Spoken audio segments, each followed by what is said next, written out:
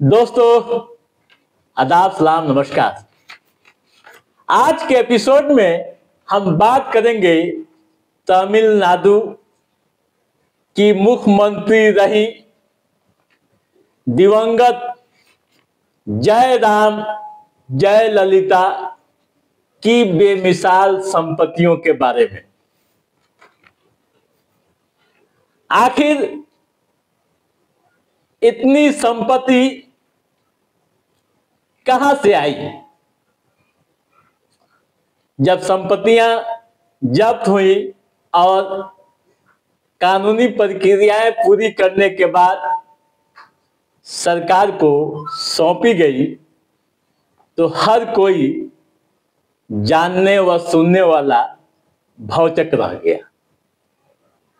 अगर नहीं सुने होंगे तो आप भी सुनकर भौचक रह जाएंगे कि आखिर किस तरह से वह कैसे मुख्यमंत्री स्वर्गीय जयललिता ने अपने कार्यकाल में इतनी संपत्तियां अर्जित की थी।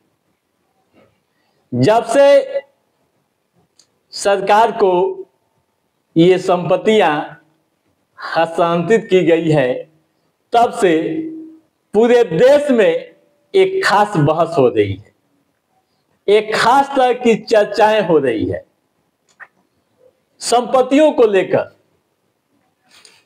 कि आखिर इतनी संपत्ति किस तरह से उन्होंने अर्जित की होंगी। कई तरह के सवाल भी लोग खड़े कर रहे हैं। कौन कौन सी संपत्तियां मिली, जो सूची बनाई गई थी, पहले हम वह जान लें, फिर आगे की बात करेंगे। दोस्तों, 27 किलो सोना, 1116 किलोग्राम चांदी, सोने की तलवार, मोल वाली गोल्ड की करघी,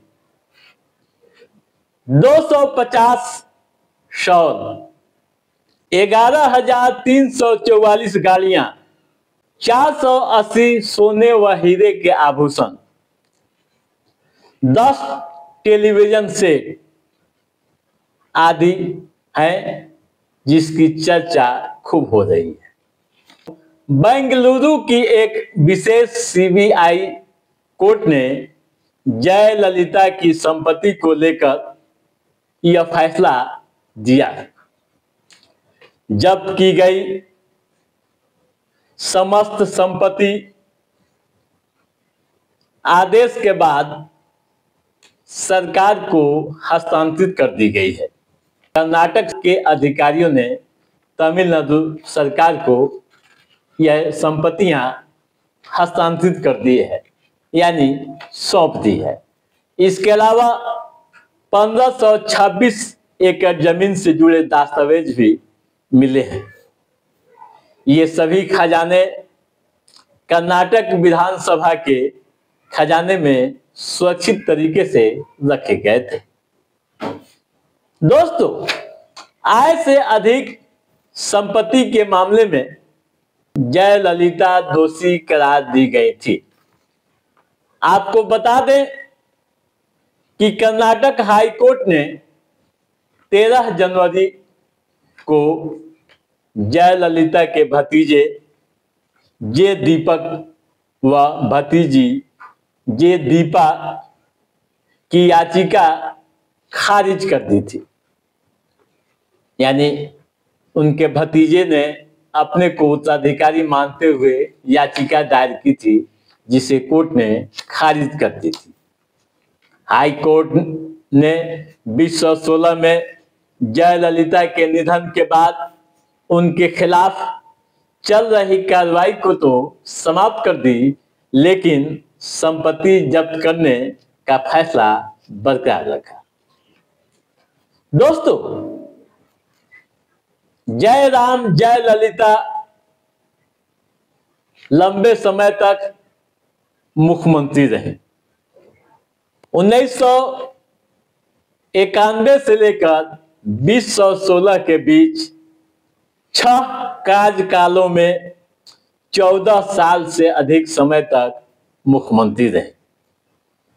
6 दिसंबर 2016 में 68 साल की उम्र में उनका निधन हो गया, लेकिन उनकी संपत्तियों पर कानूनी प्रक्रियाएं चलती रही। अब ये तमाम संपत्तियां सरकार की हो गई। सूची आने के बाद अलग अलग तरीके से चर्चाएं होने लगी है।